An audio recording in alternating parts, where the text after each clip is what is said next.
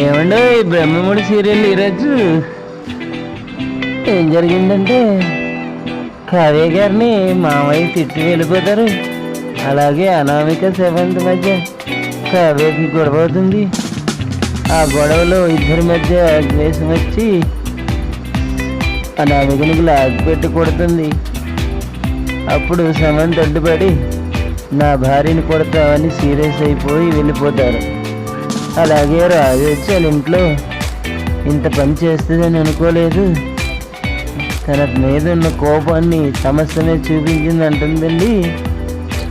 అలాగే ఇందిరాదేవి గారు అపర్ణ కావ్య అలాంటి పని చేసిందంటే ఒప్పుకోను అని అంటది. రుద్రాని ఇదే చనువనుకొని గాజు దగ్గర మరీ కావ్యాని చెడామెడ తిడుతుందండి. ఇంకా లేనిపోని ఎక్కిస్తుంది. అయితే